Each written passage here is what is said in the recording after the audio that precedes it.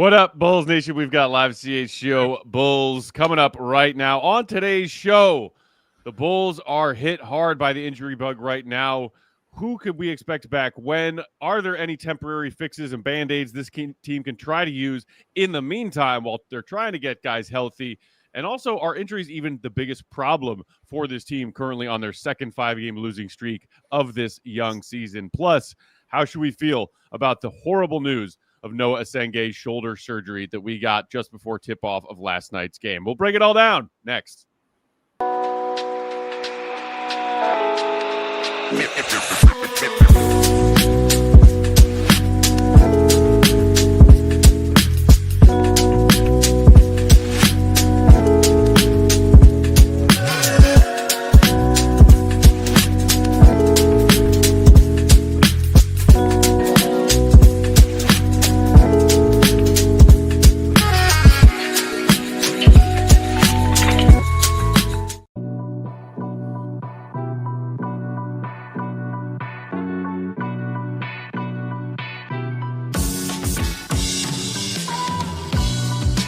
What's going on, Bulls Nation? Welcome to the CHGO Bulls podcast, coming to you live on this Thursday afternoon from our respective locations, because soon after finishing today's show, we're all going to head out to Players Pub and Grill Mount Prospect for our Pop a Shot hangout and happy hour. Giving away some Bulls tickets to a Bulls fan later today. If they could take down Will Gottlieb on that Pop a Shot court. No.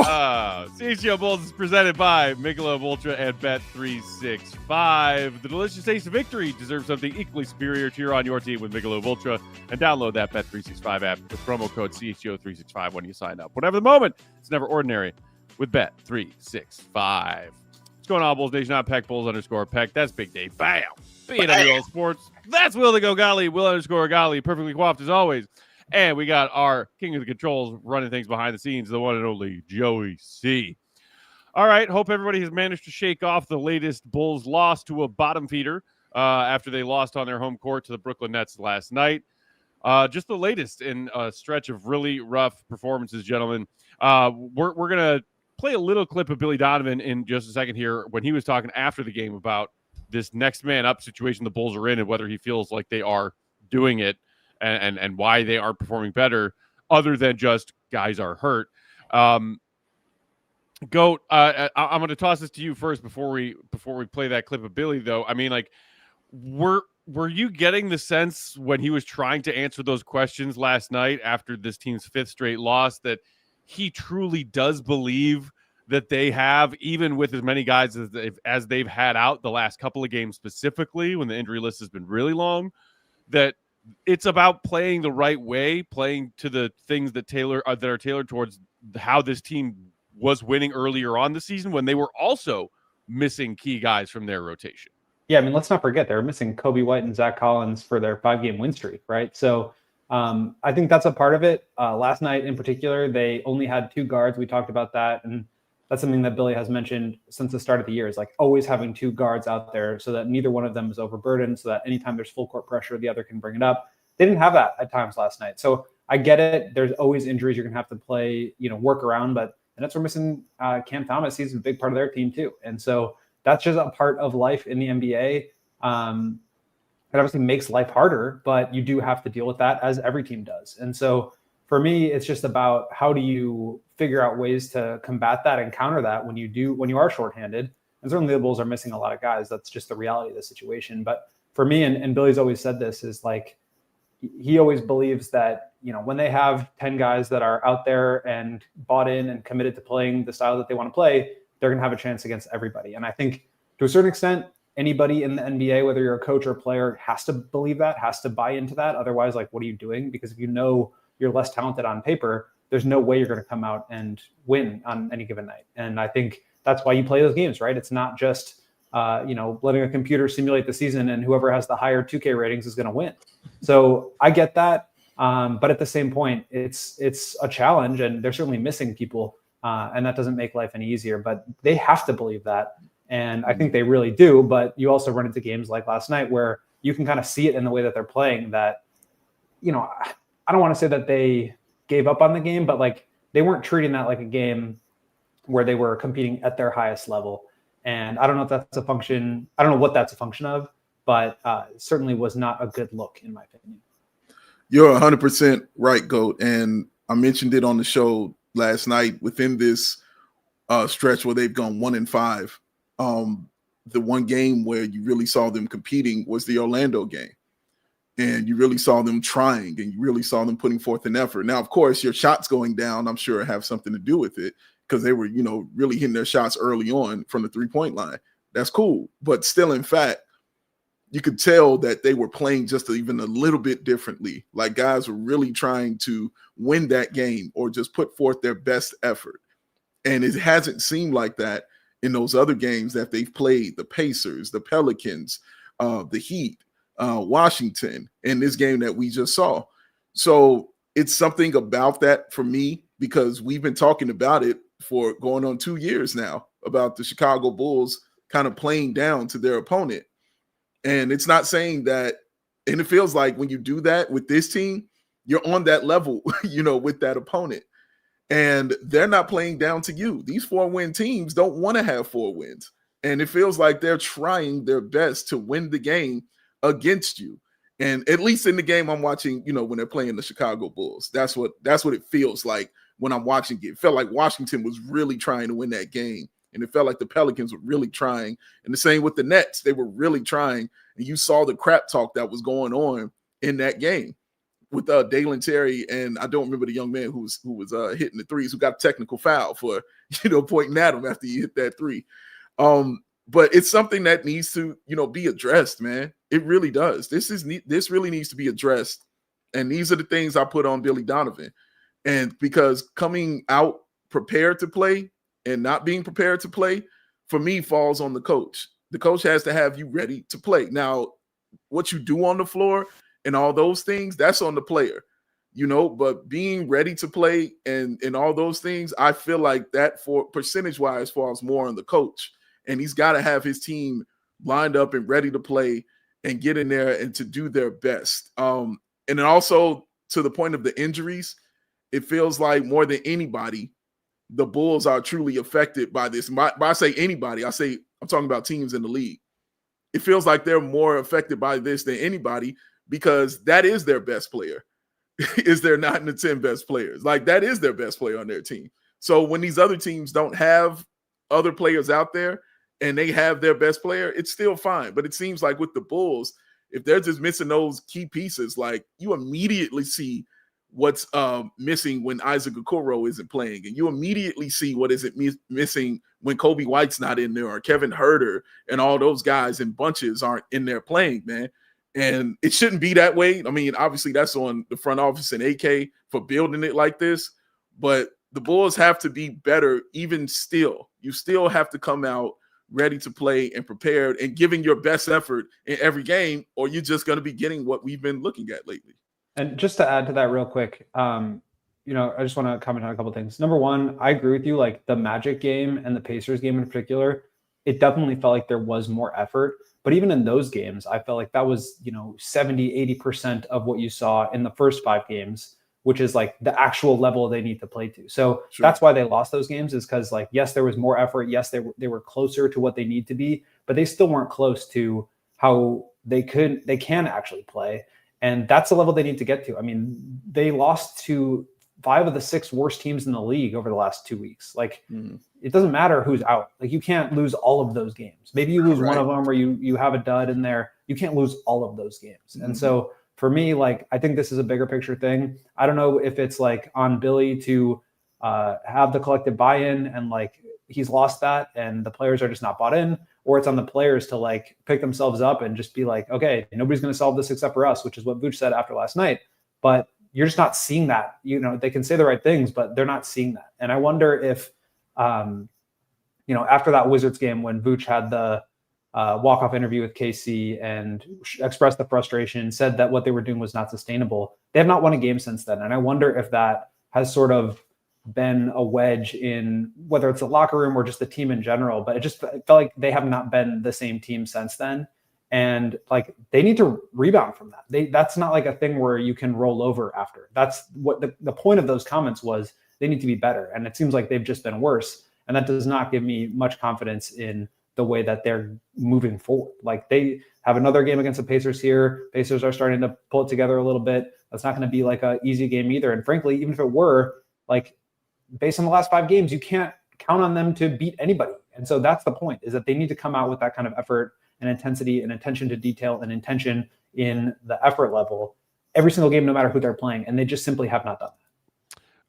Shout out to everybody hanging out with us in the chat. Hit the like button if you haven't done it yet. Colin calling, saying, I hate to hear Will preach the truth because he seems to almost always be right. Hey, no, man. Let the truth be what it is, brother. It will set you free. Told. Hate to tell you. Real. Shout out to our guy, Trick Daddy Dex, who's saying, what's up? Hope all is well with CHGO fam. What's going on to Samity Yee, hanging in from Cali. This is a fine day, saying they have depression due to this team. Also saying the reality is the Bulls, if the Bulls tried right now, they'd still be a play-in team that would have to play play-in teams way better than them. Also saying from this is a fine day, one thing is clear, Billy has lost the locker room. And to that end, you were just speaking on that a moment ago, and whether or not that's the case, or like, are the players not listening to what Billy's saying? Are they sick of listening to what Billy's saying? And Dave, you were talking about this team needing to be ready to play and Billy failing to get them ready to play. That's partly on the players, it's partly on the coach. Billy was talking about that next man up philosophy being as shorthanded as they are in part of his post-game comments last night. Let's go ahead and play this real quick before we take our first ad break, and then we can react to it on the other side of it. But this is just a little snippet of Billy trying to break down what his team is enduring right now after last night's loss. Joey, if you will. Yeah, I mean, I certainly feel that way. Now we got to go out and perform. We got to play well too. Like I've said this before, like in any NBA team, when you lose players, there's always an impact on your team. It's just the reality. It's not an excuse. Different guys want opportunities, and you get that opportunity. You want to take advantage of it, right? But for us, I think some of the challenge for us tonight was the primary ball handling problems. There was way too much of a load on Josh Giddey's plate, and I thought there was way too much of a load on Ayo's plate. With that being said, we got to then use Vooch as a facilitator, and we got to cut and move better off him. I mean, to answer your question, I just believe if you've got 10 guys out there and they're all committed to helping and working with each other and covering for each other, I'm not saying you're going to win every game, but you can be in a game. Perfect example is the Orlando game. Kevin Huerter went out early, and Trey finished the game. Maybe he would have been another ball handler, but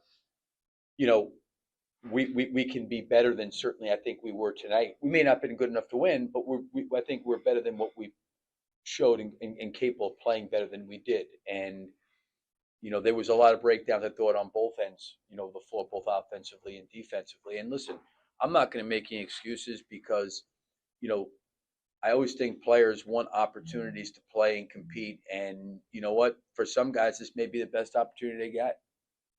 And to me, you should be playing all out, crazy hard, and really, really physical. And say, hey, listen up, I'm gonna, if this ends because we get healthy, at least I made a.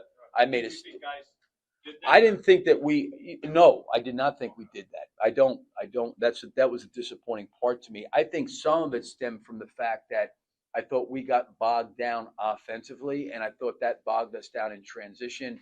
I thought the way we played on offense, I thought it bled into everything else, So I don't think that we, played like that. Like we needed to generate some more stops to get out and run. And, in the first half, neither team shot it particularly well. They shot it better in the second half, but I think we could have done a better job there. Yeah. Last night's loss, a lot to sift through in those thoughts from him. Thought it was particularly interesting him talking about the ball handling responsibilities and the amount that was put on the plate of Josh Giddey and Ayo Dosunmu last night as his team was missing both Coby White and Trey Jones. So we can dive deeper into some of those thoughts from Billy on the other side of this ad break. Hit the like button. It's free while you listen to these words from our friends and sponsors. We'll be right back. CHGO Bulls is brought to you by Bet365. And right now with their early payout offer, you're a winner if your team goes up by 17 points with an instant payout on straight bets and parlay selections marked as winners. How about a Bears 17-point lead over the Packers this Sunday? Let's bet that. Download the app. Use promo code CHGO365 when you sign up. They've got something for every night of football through the entire season. Thursday Night Football offering a $10 safety net bet. Sunday Night Football, a $365,000 jackpot. And on Monday Night Footballs, 50% super profit boost token on same game parlays. You could double your winnings on parlays with Bet365's 100% parlay boost. What are you waiting for? Plus, when you make your first $5 bet after signing up with promo code CHGO365, you're going to get $150 in bonus bets that you can use on just about everything: spreads, totals, prop bets, player props, futures, and more. Whatever the moment, it's never ordinary at Bet365. Must be 21 and older. If you or someone you know has a gambling problem, call 1-800-GAMBLER. And you also, ladies and gentlemen, sometimes you might have those emergencies. Why? Because it's cold outside. There is snow on the ground. I was out there shoveling, and I couldn't wait to walk back inside because what I knew was waiting for me was some heat. And I got that heat in that furnace from those cool people at Four Seasons. You got a heating emergency, you call Four Seasons. Electrical emergency, you call Four Seasons. But a plumbing emergency, well, maybe you'll call a plumber. No, you call Four Seasons. That's what you do. And you'll save up to $4,000 on furnaces and comfort systems with Four Seasons heating, air conditioning, plumbing, and electric. Furnaces start at $39, and furnace AC combos start at $57 a month. Call today and save $50 from your trusted local experts. Four Seasons Heating, Air Conditioning, Plumbing, and Electric. They have been serving Chicagoland for over 50 years. They're your trusted local experts. Four Seasons Heating, Air Conditioning, Plumbing, and Electric. Visit fourseasonsheatingcooling.com for all their special offers and money-saving coupons. That's fourseasonsheatingcooling.com. We're back, CHGO Bulls, rolling along on Thursday afternoon. Peck, Big Dave, and Goat. Joey C hanging out with us behind the controls. Hit that like button if you didn't do it during the ad break. And before we dive back in, just another reminder in case you weren't with us at the very top of today's show. Later on tonight, we are hanging out with y'all, our fellow Bulls fans. Come on out to Mount Prospect's Players Pub and Grill, located at 1250 South River Road in Prospect Heights. We're going to be doing a Pop-A-Shot contest, giving away free Bulls tickets, 4 free Bulls tickets to an upcoming home game. There's going to be a happy hour, of course, with the vibes provided by our friends at Michelob Ultra, and just a communal, actual face-to-face Bulls fan group therapy session, as opposed to doing that as we regularly do in 2 dimensions. Hope to see y'all there. Come out. It'll be fun. And you know what? Especially on these cold Chicago winter nights, just feel like getting out of the house doing something. Come on out to a warm, cozy bar. I wonder if they have their heating provided by Four Seasons. I bet they do. If they're smart, they do. Yeah. All right. So back to what we just heard Billy say before the break. Big Dave, I'm curious what you thought was most interesting about that, because he pointed to something you were just talking about in the first block about we've seen them play better against certain opponents in the stretch of 5 losses, including against the best of these opponents in the Orlando Magic. They gave solid effort in that game. They still lost, but they did their best to play closest to their style of basketball they want to play. Whereas in some of these games, Billy kind of was like, yo, like, yeah, okay, next man up. Here's your opportunity. Some guys are out. We should still be able to put forth better effort regardless of who's on the floor. Yeah, that's exactly where my mind went, Matt. When he talked about effort and talked about how they need to play, I immediately said to myself, well, see, this is what I'm saying. Like this isn't the first time I've heard him say this. And he's not wrong. It's how they need to play. It's what they need to do. But there's a disconnect somewhere, because if you're constantly preaching this, but we constantly see the team not do it, there's something that's not clicking. In that game yesterday, Matt, the effort was from 2 people, in my opinion. And it was from Josh Giddey and it was from Dalen Terry. And those are 2 dudes you can consistently count on to get that kind of effort and energy all the time. All the time. Like, that's just who they are and how they play.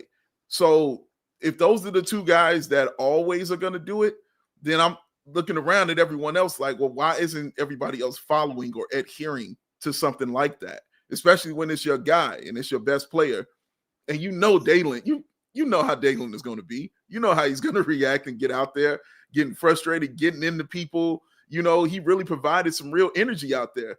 And I told you, man, I really hated when he took Dalen out the game and put Patrick Williams into the game after Dalen did a really good job of getting them back into the game in that 4th, and then made a big mistake, and Billy snatched him right off the court. And then you saw that energy just kind of dissipate when he brought, Patrick Williams in, because he's not an energy guy like that. And against a Nets team, you can win a team like that with effort. You can beat a team like that with maximum kind of effort, okay? You don't need the super talent to beat that kind of squad right there. I mean, it doesn't hurt, but you can actually win that game with that. So hearing Billy say that, I'm like, exactly, yes. I'm glad you're saying this because I'm always hearing you say this. Now, where is the disconnect? Because something isn't connecting with the rest of the players. We heard Vooch say kind of the same thing when he went on his rant talking about that. And then they haven't won since. So I'm like, there's a disconnect somewhere, man. I don't know where. Obviously, I don't know, how to solve it. That's above my pay grade. But I'm looking at it and I'm seeing it, and I don't feel it on the floor, and I don't see it on the floor from the entire team for an entire game. Like, I'll see it in the third quarter because that's how they kind of, got back into the game. You saw it a little bit there because what did they have, man? Like 44 points at the half and scored 20 points. Yeah, scored 20 points in the second quarter. Like, they were shooting terribly and playing terribly. So they kind of got back in, and it felt like they were like, okay, we'll just coast. We'll get this done, in the fourth quarter, as Stacey King calls it, the cardiac Bulls. Well, man, it was a flat line, bro. Like, they do not resuscitate what was happening out there on the floor. So I am just really concerned, just about a disconnect between what the head coach is preaching and what the guys are absorbing and putting out on the floor. Yeah, I mean, I think that I've typically been resistant to putting that blame on Billy. I still don't think it's like his fault, although I do think he has to own a part of it in the way that everybody does when this is the result. But like, for me, it's just the players are not doing it. And like, Billy's telling them what to do. Like, and they just, like I said, they know the stove is hot, but they keep touching it. And it's like, yes, there's an element of Billy has to do a better job of like keeping them bought in, even when things aren't going their way. But I also just think that even though they don't have like a star player, and you can't say like their talent is better, they can't rely on talent in that way necessarily against most teams. Like, again, these last 5 teams, they have probably had the talent advantage against most of them.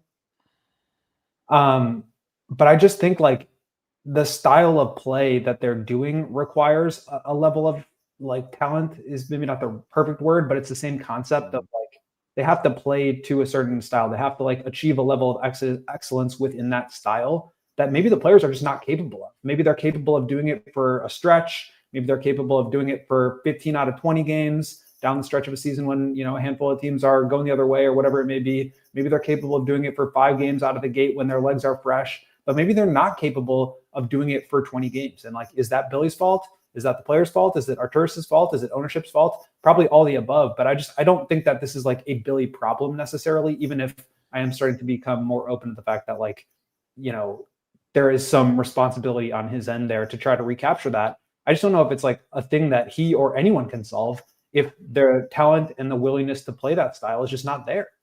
Yeah.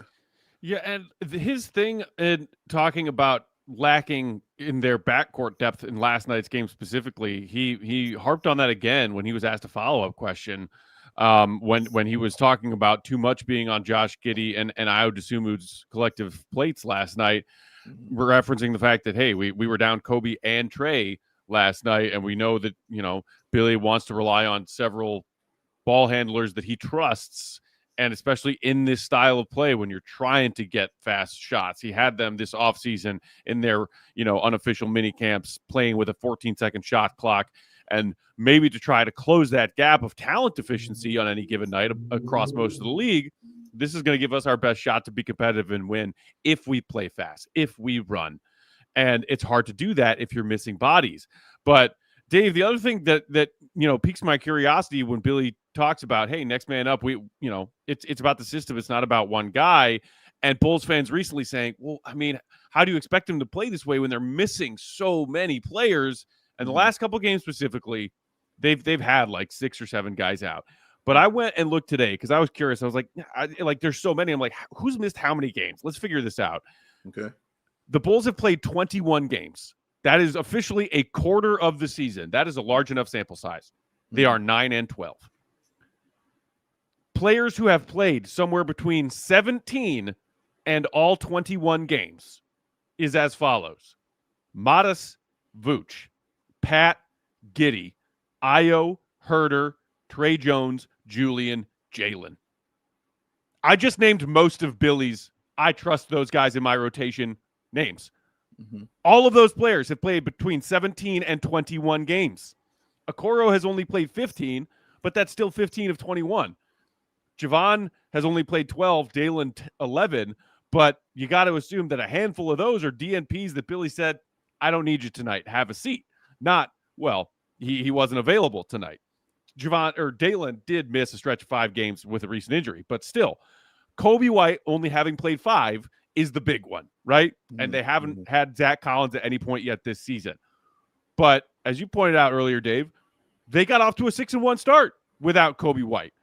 So credit to Billy and his guys for saying injuries aren't an excuse, because it's not an excuse for Bulls fans saying, well, yeah, they've dropped a lot of these games recently. What do you expect? Look who's out.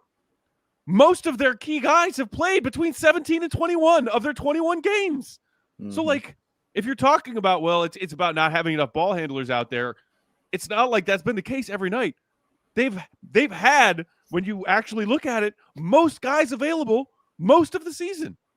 Yeah, that's 100%. Like, go ahead, just real quick. I think it's like the fact that, look, the compounding effect of like multiple of them out on the same night. Like, I agree that they have mostly all played, but like last night, for example, you just had so many bodies out.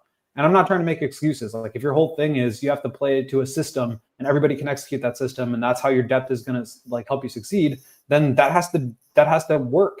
So I'm not like, disregarding that, but I do think for last night and maybe some of these other games where multiple of those bodies have been out, when you, especially the 2 guards at a time, I think that can be a real challenge.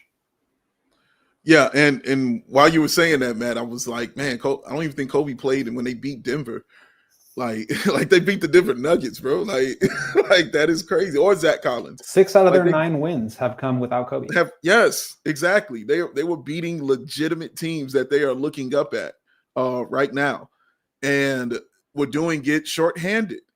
So, man, like, I understand that. I understand the injuries, and also, Matt, it's not like the teams that we're losing to weren't dealing with injuries as well. And they were dealing with a lot. Like the Pacers had a ton, of injuries that they were dealing with. Pelicans had injuries that they were absolutely dealing with. Hell, the Pelicans are dealing with it again right now with Zion Williamson being out. Like, and that's part of the reason those teams, aren't winning. And the other thing is obviously they're just not good enough, and they didn't have, talent and things like that. But that's the stuff that happens, honestly, with teams that are losing teams. That's how it's been, like, over the years. Those injuries compound, for those losing kind of rosters and losing kind of teams, man. And they aren't able to overcome those things because the talent level is kind of low. And also, I want to clear that up because I saw what Julia said. Hey, Julia. And she's absolutely right about Ayo Dosunmu, because while I was talking previously, that's who I was thinking about in my head, was like, well, no, Ayo, he's been consistent, because actually part of that third quarter run was Ayo Dosunmu getting those steals along with Dalen Terry and getting to the bucket and scoring. But the people I truly felt out there on that floor last night, especially, was absolutely Dalen Terry and absolutely Josh Giddey. I stand on that. Like, those guys, I absolutely felt all the time. But as far, yes, Ayo has definitely been consistent. It's something we can hang our hat on as far as Ayo Dosunmu and what he's going to do on the basketball floor. But, man, dude, like, yeah, Matt, those injuries are going to occur. And I also slightly agree with Goat on that too, because it's about when certain guys are out. Because if you're playing 9 to 10, then it's hard to, build like that. You know what I mean? Like, when you're trying to win that game, it's a little more difficult to build like that. Like, okay, Herter's out tonight, so we're going to lean a little more on Isaac Okoro, or Ayo's out tonight, so we're going to lean a bit more on Josh Giddey. And it's kind of hard to build like that when your team is built where everybody has their place and has their section. So when one call gets pulled out, the clock isn't going to work the same. But still, you should still be winning these games against these certain teams that you're playing, man. It should be better effort. That's the thing about if your team's style of play requires you to go 9 or 10 deep every night. Like Nick P in the chat just said, having to play Locky more than 2 minutes equals guaranteed L. Putums in the chat saying, if you need Isaac Okoro to save your season, you are in hell. Let's put a pin in that because I do want to pick up on that on the other side of the break and go ask you if you think that there's a correlation to dealing with these injuries and the Bulls playing the way that they want to play. And if there's a problem there, that could be a problem all season long. But we got to knock out our second ad break right there. So hold on to that thought. We'll come back right on the other side and continue this conversation. Hit the like button while you listen to some ads. It's free. CHGO Bulls is brought to you by Aura Frames. Aura Frames is the answer to every holiday gifting moment. Never struggle again to find the perfect holiday gift. These digital frames have unlimited free photos and video space. Just download the Aura app and connect it to your Wi-Fi. Upload pictures from your desktop, from your phone, from your tablet, from wherever. Preload photos before it ships, too. That way, when you're all gathered together, friends and family over the holidays, and you gift Aura Frames to somebody, they turn it on for the first time, and boom, all of your cherished memories together are already right there in the frame. You can also personalize it with an added message before it arrives. Share photos and videos effortlessly straight from your phone all year long. Plus, it has a gift box included. Every frame comes packaged in a premium gift box with no price tag. So don't wait. With the holidays right now, get yourself some Aura Frames. And right now, they're best-selling Carver Mat frames named #1 by Wirecutter. You can get $35 off one of those frames by using promo code CHGO at checkout. That's AURA frames.com, promo code CHGO. Oh, and if you're saving money, then you're going to need that Monarch Money. I love it very much. Best budgeting app I have ever used in my life. I am not going anywhere. I will always use this app. You know what I was spending on Uber Eats? I am too embarrassed to even tell you what that was. And they will also let you know when you tell them what your budgeting gap is for your gas, for your groceries, for your bills. They will remind you of those things. They'll let you know when the check is coming in as well, man. Monarch Money has got your back, ladies and gentlemen. And don't just take my word for it. They were named Wall Street Journal's best budgeting app of 2025. They are awesome. They have 30,000 5-star reviews. All right. Amazing. They are the greatest. So get control over your finances with Monarch Money. Use the code CHGO at monarchmoney.com in your browser for half off your first year. That's 50% off your first year at monarchmoney.com. Use that code CHGO. We back. CHGO Bulls rolling along on Thursday. Thanks for hanging out with us, Bulls Nation. Hit that like button if you didn't do it during the ad break. All right, so go. We were just talking about this team that wants to play 9 or 10 deep and having to rely upon players 11 through 15 on your roster in situations like the Bulls find themselves in now, where you've got 7, 8, 9 guys on the injury report, some of them trying to grit it out. Do you think that there is a direct and worrisome correlation between the Bulls need 9 or 10 guys to play this way, play up tempo, play fast, run every possession, get shots up quickly, and this giant uprising of injuries, not just with the Bulls, but across the league? It seems like there's an epidemic right now of calf strains, hamstring pulls, muscle issues, and injuries of all kinds, and that the Bulls' style of play could be contributing to them being shorthanded when it is vital to their desired style of play to have enough of their key guys healthy and available every night. Yeah, I mean, I will say, like, last night they're missing their backup point guard, their starting 2 guard, their backup 3 in Kevin Huerter, and both of their backup centers. So they're missing like a significant portion of their depth. And I think the 9 or 10 good players thing, yeah, that kind of helps keep you afloat. But when you're missing 4 guys who play heavy rotation minutes, now you're not a deep team, and you're also not a more talented team. So you have really neither of those things going for you. And I think that's just a really difficult place to be. Again, I'm not going to like sit here and defend last night, because they still could have won that game if they had just tried for, 36 minutes, let alone 48. So that to me is not really the point. But I will say, like, I think so much of this is just interconnected, right? So like, when they are giving up these runways to the rim or these open threes and they're super deflating and now they're walking the ball up, they're not into their identity. Billy talked about it last night with the offensive rebounding, with fouling and putting teams to the free throw line. The Nets shot 22 free throws last night, had 7 offensive rebounds, and the Bulls turned it over 16 times. Like, those are the 3 things that kill momentum and that prevent you from getting into your offensive identity. So not only are you not stopping guys, not only do you not really have the depth to play to your identity when your starters aren't in, now you're less talented and you don't have depth and you're not like given that effort there to continue to play that style. You're just not going to win games. Like, yes, they were more talented and they should have won last night. This is like one of a handful of teams where you could make that argument. And it just so happens that some of the other teams that you can make that argument, they just lost to earlier this week. So again, it's not like an excuse, but they've just like, it's abandoned everything that they were doing that was working for them. They've just gone away from it. And I think part of that is just like, you see the guys and the way that they're frustrated on the court and turning the ball over and not getting back or not boxing out. Like, these things just are so deflating. And so when those happen over and over again, and you're losing to these bad teams and you continue losing to the bad teams, and if you're Vooch, it's like, I told you guys this was going to happen if we don't start to play better, and it's still not like registering. I can see why there would be a lot of frustration there. And when there's frustration, that's when you lose the bite. And so I think that they will turn this around. I really do. But they're just not on the right path right now. And I think they need like, you know, a defibrillator to get them back to life a little bit here. Yeah, life is on its in the ICU unit. Like, it's really not great. And even when you're sitting there talking about effort, I was just thinking, because you were right. If the Bulls had played like 36 minutes of that effort, they would have had that win. And the whole time you're saying, I'm thinking that's exactly what the Nets did.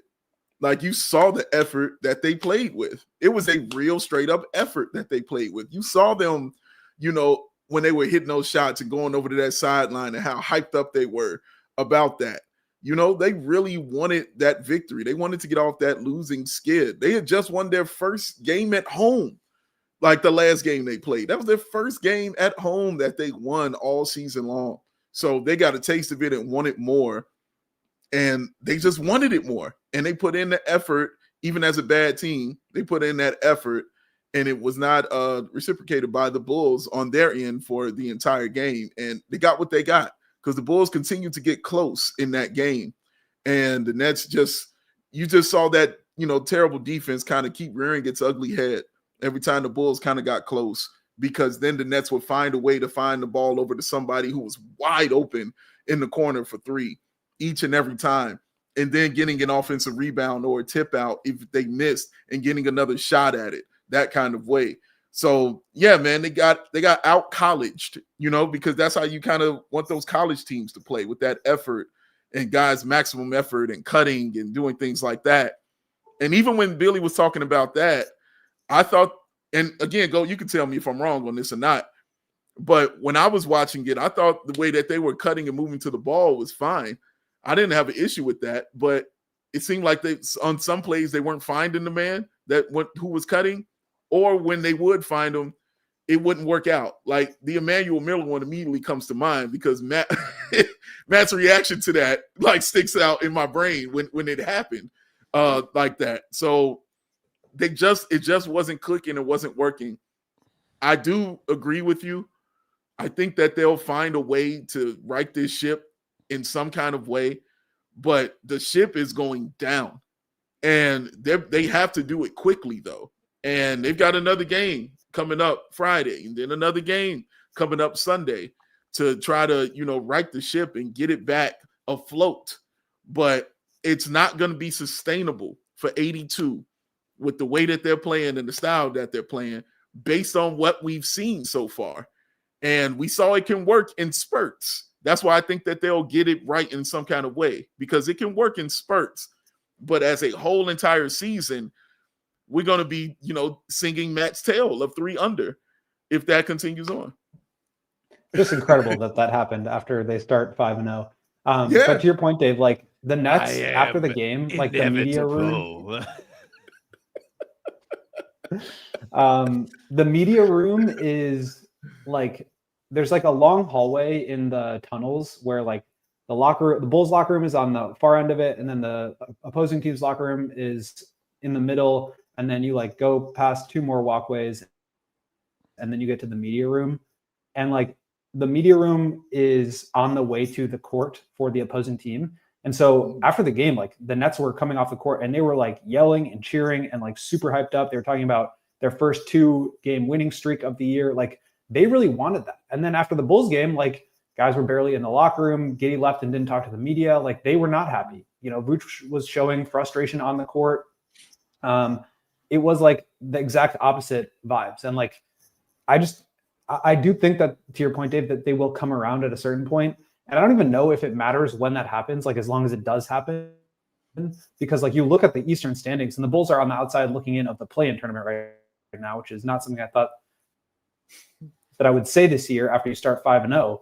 But like a half game back of the Bucks 10th, and the Bucks might trade Giannis. So I do think that they will be fine in terms of making the play-in. The problem is that they would be satisfied with that. And like, I don't care where you end up if this is a part of your identity throughout the course of a season. And frankly, it's a much bigger part of their identity now than the first 5 games, which is, I'm sure, something that they'll come back to at the end of the season about getting off to a hot start and like, you know, turning over from where they finished last year into where they started this year. I don't buy that, but like, I don't think that they're, you know, dead men walking at this point. I think that they can still get into the play-in. I think the issue is just like, they're clearly in a class of their own in that 10th spot to me. And like, they could jump out of it based on how other teams respond and how they do. But you look at some of these teams, I mean, like the Pistons, Raptors, Knicks, Heat are the top 4 right now. They're all, you know, 5, 6, 7 games above 500. In the Pistons case, 12. And then you have the Magic, the Celtics, who are starting to really play well. The Cavs, who are in the play-in somehow, even though I think they're one of the best teams in the conference. The Hawks are playing incredible basketball right now. And they're without Trae Young. And then you have like the Sixers, the Bucks, and the Bulls. And I think the Bulls are like a step below the Bucks with Giannis and the Sixers as they currently stand. And so they are kind of in, but they're above the Hornets and Pacers and Wizards and Nets of the world, even though they just lost all those teams. I still think they're above them. And right now they are, at least in terms of record. So I don't think that they're like necessarily at risk of bottoming out. And I don't think that they're going to like make some surge up the standings. So they kind of are just existing where they are in a class of their own that's like below mediocrity and above tankers. And again, that's just like not the place that I would want to be. But they don't seem to be too urgent about making any changes that would potentially get them out of there one way or the other. That's right. Somebody hit the like button, y'all, if you haven't done it yet.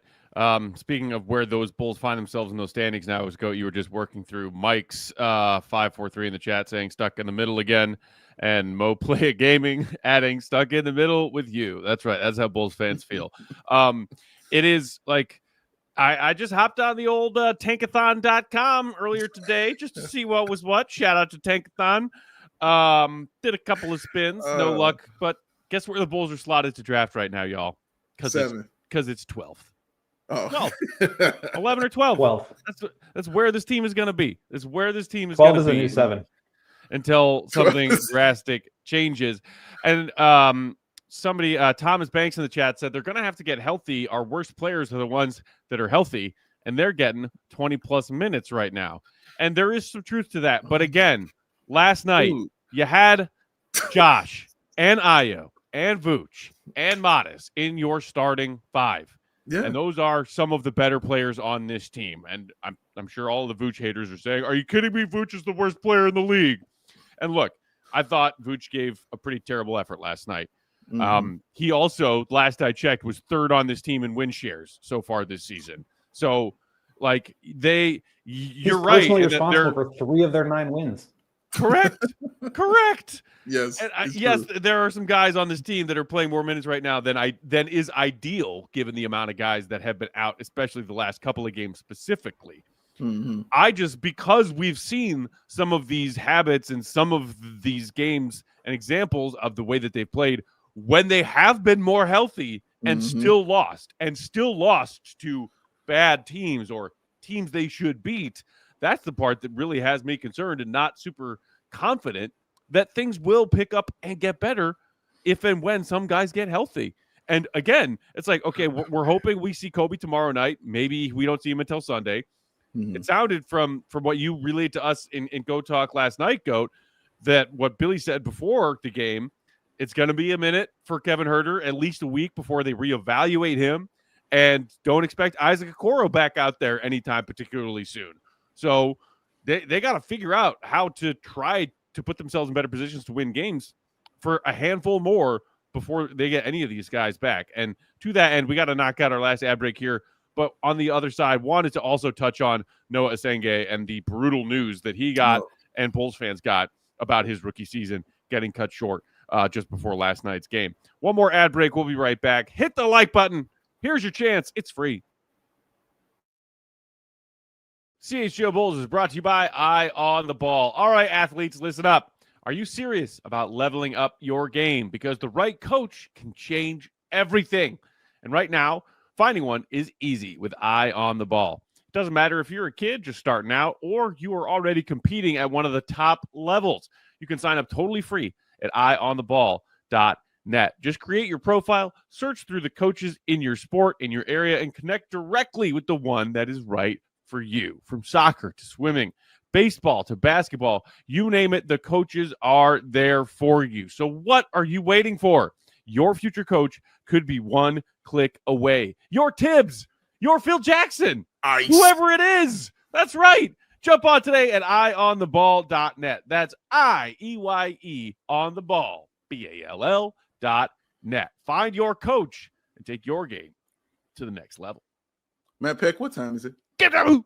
Yes. Let it get through your veins, ladies and gentlemen. Game time up in the place to be. Why do I love game time? There are so many reasons. Of course, fees are included. So the price you see is exactly the price that you are going to pay. There will be no surprise fees at the checkout for game time. It is the best thing ever. Zone deals, you know they got them, y'all. You know they got that lowest price guarantee. You know they got that game time ticket coverage, but you know they got those seat views, and me and Matt need to know where we are sitting and we are stretching out at, y'all. That's why we love game time. So take the guesswork out of buying those tickets with game time. Download the game time app, create an account, and use that code CHGO. Get yourself $20 off your first purchase. Terms apply. Terms apply. I said CHGO. Get yourself $20 off your first purchase. Terms apply. Terms apply. Download Game Time today. Tap, ticket, and go. Download the Game Time app, because if I said, Sarah Bear, what time is it? She would say, tap, tap, Apologize to Sarah Bear for that atrocious impression. Have a voice like a church mouse. I couldn't tell the difference. It was crazy. I mean, we are kindred spirits, me and Sarah. Basically the same person. She's pulling down all the time. All the time. Look, okay, just wanted to address this because I saw more and more people asking about it in the chat. We did drop a mini pod earlier today talking about the whole Giannis really, it's real this time, wants out of Milwaukee, and trade talks are expected to pick up again on him. And the fact that Shams and Brian Windhorst have both reminded everybody, if he's leaving Milwaukee, he wants to go to the Knicks and only the Knicks. And maybe if things change, other teams could throw some offers at the Bucks, and they might have to say, sorry, Giannis, but we need to do what's best for our organization. But there was some other thing that started getting circulated. I think it started with Lou Canellis on Mully and Hall on 670 this morning. And then Bleacher Report picked it up, and it got aggregated all over the place, saying Giannis and his camp came to the Bulls expressing interest that he wants to come to the Bulls, and the Bulls front office said, no, we're focused on building this young core. No thanks, Giannis. I'm not buying that. No disrespect to Lou Canellis, broadcasting legend here in Chicago. For real. He's a Bears guy. Fox Chicago, Bears coverage. I do not trust him when it comes to reporting on what Giannis Antetokounmpo is thinking. And so everybody, like, there's a lot of things you can be cranky and angry and confused about as a Bulls fan, especially when it comes to what's going on in the minds of the people running this team and making basketball operations decisions. That is one you can scratch off your list right now, because, you know, who knows if trade talks for Giannis do pick up. But that's not one that you need to be mad about today. So there's that. Did you have something to add to that? I mean, I guess they're like partners in some restaurant things. So like maybe they have a relationship. I don't think that necessarily means that he would know what Arturas is thinking on that. Again, I just don't really know. So it's hard for me to really say, but I do think that the Bulls are pretty hesitant to accelerate things. I think there's a couple of reasons for that. Number one, it didn't work last time and they're still paying the price for that. we don't really need to dig into the details there. I think it's pretty self-explanatory. The second one being like, what's their incentive? I mean, they are asking for patience. They're kicking the can down the road. They're drafting an 18-year-old who's like clearly not going to be ready for a couple of years. They're trying to slow play this as much as possible to like keep their jobs, to, you know, keep them on the right path, to, you know, lean on the flexibility and the cap space and all this stuff that like basically are just like preparing the fans to not expect anything to happen anytime soon. So I don't see why they would accelerate things. That's part of the irony of the Anthony Davis thing that I wrote yesterday. It's just like, I actually don't see them doing any of this. Maybe if the price is right. And I do think that Anthony Davis would be like significantly cheaper than Giannis. So I don't think that you can really necessarily put those guys in the same category. And we're talking about like 1 first-round pick compared to like 4 or 5. That being said, if Giannis is saying, I want to specifically come to Chicago, I think even the Bulls, who are not really interested in pushing things forward, would absolutely have to do that. I mean, it's one of the top 3 players in the world, one of the top 4 players in the world at the very worst, who's asking to come to your team. That's never happened before. Literally, it's never happened before. So I think you do that. You figure out like what the deal is. But I don't know that I can really say one way or another whether that's happened based on one report. Like I tend to just like go with rumors until Shams says something. And if it's not Shams, then I'm just going to take it at face value for it being like a rumor. Yeah. Yeah. So the other thing, you just mentioned the Noah and not going to be ready to contribute for a while. That is, you know, unfortunate. The other big news from yesterday, Goat. And I mean, was it a shock to you and your fellow members of the beat when Billy just like threw that? It seemed seemingly out of left field. We saw Noah, you know, got dinged up in a Windy City Bulls game, and they called it a shoulder contusion on the injury report. It was like, all right, he's not available. He's got a shoulder owie. And then, like, was there any more specifics about what exactly is going on with his shoulder? Like, what kind of injury is it? Whatever it is, requiring surgery? No, and I even asked, and they just said that they haven't yet put together the press release for that. So I imagine it will come probably actually when he has the procedure, so they can say specifically like what they operated on and what they, you know, fixed or solved. But yeah, I think these shoulder injuries just take a really long time to heal. And it's unfortunate because like, again, with the way the season's going, you have to, I've been saying this for years, like, you know, and we talked about it with like Steph and Noah back on the Bull Court Press podcast days, shout out. Like you have to either be selling hope or you have to be selling wins. And right now, when you have the young players, you can use that as a form of hope. And if you're winning games like they were when they were 5-0, you can be selling wins. But right now they're selling neither. And with Noah out, that certainly is a damper there because he would have been somebody that could have gotten minutes, and maybe he does perform well in them. And then on top of it, you just think about like the missed opportunities there. So a couple of different things. One, you're just not going to see Noah this year, and that's really unfortunate. I think it's going to be a huge roadblock in his development. I think it was going to take 2 years for him to like become maybe a contributor. I think now you're looking at 2 more years. So you've lost like an entire year of his development, which is a disaster. I think it's really unfortunate news for a team that like needs some young players, and they can't really afford to swing and miss, especially on lottery picks. So you have that element of it. You also have what if they would have drafted somebody else? Derek Queen. Obviously, like the Bulls don't have a center of the future. Derek Queen is a flawed player, to be sure. They brought him in, they worked him out. I think they had questions about him, as many other teams did. But how much better off would they be, especially with like the Vucevic situation where he's going to be a free agent next year, if you have somebody that can slot in as like a potential building block at the center spot who can do a lot of those same things. I don't think his jump shot is there, but as a facilitator, as a scorer, as a face-up guy, like he can do a lot of the same stuff that Vooch can do. And those players are hard to come across. And then you think about the missed opportunity of the trade that the Pelicans made with the Hawks. And the Hawks now having the pick that is right now projected to be the number 1 pick in the lottery. I mean, this is a team that is like clicking on all cylinders. They're probably going to trade their franchise player because they're playing so well without him. And that's going to give them another haul of picks or players that they can add to it. They've got their next franchise guy in Jalen Johnson, who's playing out of his mind. They've got another number 1 pick in Risashe, who's not like a typical number 1 pick, but still a really solid player. Dyson Daniels and Onyeka Okongwu. You bring in Porzingis. Nickeil Alexander-Walker is playing out of his mind. Like, how great of a situation are they? And then they could add the #1 pick in the NBA draft to that. I mean, that is just an absolute all-time coup. And the Bulls could have had that. They could have been, yes, having a tough year, but also maybe with the #1 pick and another top 10 pick in next year's draft. And how much better off are they with that? And so that's the second layer of it. The third layer is, okay, Giannis is maybe available and Giannis maybe wants to come to Chicago. I'm not saying he does or whatever, but like, let's say that Giannis was interested in coming to the Bulls. What is the #1 asset that the Bucks are going to be looking for in return for Giannis? Their own pick back this year so that they can effectively tank and not have to like give up their pick to the Atlanta Hawks or get the worst of their pick in the Hawks. So if you had drafted or accepted that trade with the Pelicans, you would have the Bucks pick, and now you could put that into a deal for Giannis and actually have a leg up against the competition. And now it makes you feel like the Hawks are just in prime position to flip that pick for Giannis. And then how much better are they off? So just so many missed opportunities. And it doesn't, I feel like with team building, one good move can really flip your entire trajectory. And like to a certain extent, that's what Modest has been. Like the team without Modest right now would be just like a disaster, just super like bleak and depressing. But like drafting Modest at 11 has really turned that around. It might turn that around.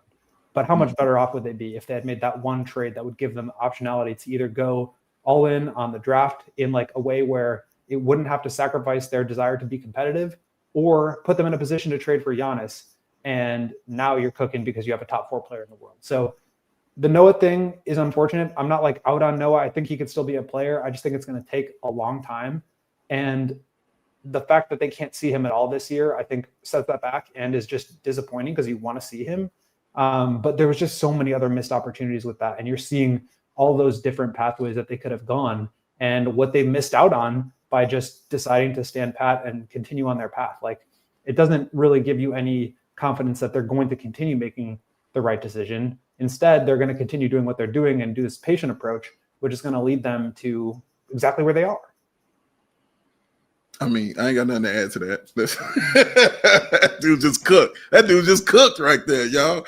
Oh my God. Like, that's the one, as we were just talking about this latest, Giannis wanted to come to the Bulls rumor that apparently set Twitter ablaze, as Julia just mentioned in the comments, and trying to, throw some water on that. The one that is truly worrisome right now with this Noa Essengue news, and again, it's not Noah's fault that he got hurt in a game that he was playing in the G League for the Bulls G League affiliate while he's trying to develop and is clearly not ready for real NBA minutes yet. It is like, if you want to ding the Bulls for being a team that's trying to win right now, we're trying to be competitive. We might not have the balls to say playoffs is the goal, but we're not tanking. They made that perfectly clear. And your lottery pick is the only one of this year's lottery pick, bundle of draft picks who was getting just 0 minutes for their respective teams, regardless. And it's not like all of those players are on tanking teams. Some of them are on teams that are trying to win and getting minutes. That wasn't a good look. Now he gets hurt. It's like a fluke that adds to the problem and compounds the problem when you think about that other. And like, I would put it somewhere between a rumor and a report, because there were a couple outlets that basically said Joe Dumars was calling all of those teams in that mid to late lottery, offering up the same thing because they really wanted Derek Queen. And some people have suggested that, well, they knew the Bulls weren't going to take Derek Queen, so they didn't bother calling the Bulls with that offer because they thought that he would safely get past the Bulls at 12, and then they could make that trade with Atlanta at 13. I don't know if we will ever know the full and complete truth behind what went down with the Pelicans and the phone calls they made and received on draft night as that was going on. And again, these are teams that are on the clock. It's a lot of checking and is this right? Is that right? What do we have in front of us? What can we go down that road? Can we go down that road? But again, that's why you're paid the money you're paid to be an NBA executive. And if we ever get full confirmation that pick or that offer from New Orleans was on the table, and the Bulls and AK said, I'll stay. Here's our draft card. Noa Essengue, please. This injury, I think, isn't fair to say something that stacks onto how bad of a decision that looks like. It's the fact that it looked like a bad decision before yesterday's news of our rookie who could not get on the floor for a team that's trying to win has just lost his first year of trying to develop, even if that were developing in the G League, Dave. I mean, our rookie's claim to fame is getting dunked on by the Furfinator. That's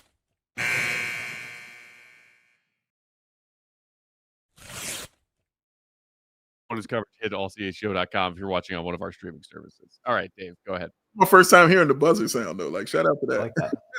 Shout out to that. But yeah, that's all we got to know about him. And Will talked about this in the offseason when these reports came out about Joe Dumars and Derek Queen.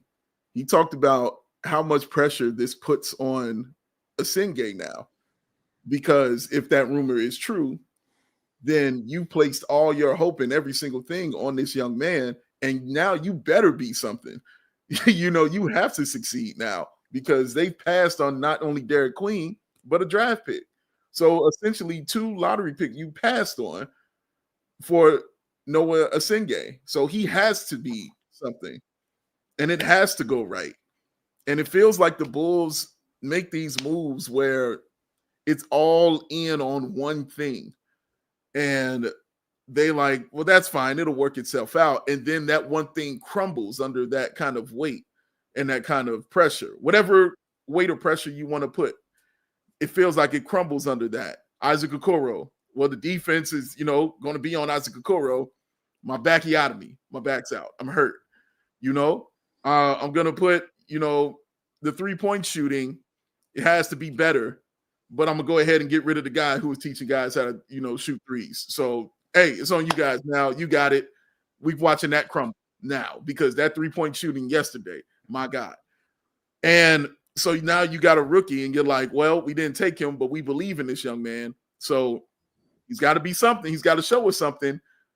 We can't see anything now because now he's hurt. Now he's injured. Even the numbers he was putting up in the G League, I was like, okay, that could have been promising, but now we can't see, what that promise could have been for him. And just the fact that it's a shoulder, and I think you said this, Matt, it's a shoulder, and now he can't lift weights and do anything anymore because the one thing about him is he's, skinny as a rake, and he's got to put on some weight. Well, he can't do that for 6 to 7 months. And that's just a tremendous setback. And now I'm like 6 to 7 months, that's leading into July. That's leading into the summer league. Will he be ready for the summer league? Like all these new questions now, like that I have no answer to, and not in a good way. Like I don't have an answer to any of this. And it's just like they push all their chips in on just so many things, and they have all crumbled and kind of gone wrong and had no backup behind it. It was basically plan A, and that's it. That could be cool for certain life things. But when you're running a basketball team or you're running a football team or whatever kind of team, you got to have multiple plans, man, because everything isn't always going to go your way. And it just seems like it hasn't gone the Bulls' way since, they got here. And they just put so many things on so many things. Like you can even go back to Lonzo if you want to, because Matt, you and I talked about it. We were doing lockdown. And we like Lonzo's the glue. Like he's the one, he's going to have to hold it down for this season. And then they're going to go next season and add to it and stuff like that. Well, snapped, you know what I mean? Like it snapped in half and they never added to it and they never picked up on it. It was plan A and that's it. And yeah, man, it's just a travesty, you know what I mean? And it's just real sad how it's happening right now for this team, but it's been consistently sad over and over and over and over. Final thought from the GOAT before we wrap up is he just gave us the Collinsworth slide. That was really nice. I was realizing how dark it was getting in here. It was like, I got to turn the lights on. You mentioned that they're like going all in on something. And it's like, to me, they're just going all in on the highest floor answer that you can find.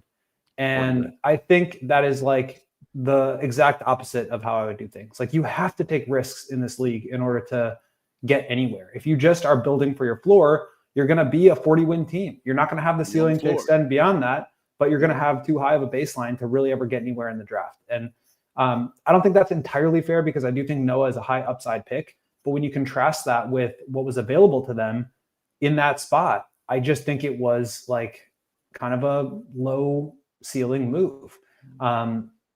They could have had, like, I think a lot of teams, number one, Joe Dumars basically said that they were calling every team after, I can't remember if it was 8 or 9, and trying to get Derek Queen. So I assume, and I don't know that this is necessarily true, but like I feel pretty confident in saying like the Bulls were offered that. I've heard that like a lot of teams that they were offered that same deal didn't really understand what they were getting because the pick is a swap with the Bucks. But even if you thought it was the Bucks pick, like Damian Lillard had already torn his Achilles and was out for the year. They hadn't yet waived and stretched him. They hadn't yet done the Miles Turner thing. Giannis is now like thinking maybe he wants to leave. I would love to have bet against Milwaukee in that situation. And then if you do know it's the Pelicans too, and they're like they've got DeJounte Murray out, they're drafting Fears and Derek Queen, like they're going to be a disaster this year. Like Zion's never healthy. I would love to bet against them too. So it's just like so many missed chances to get some upside. And Noah is an upside play.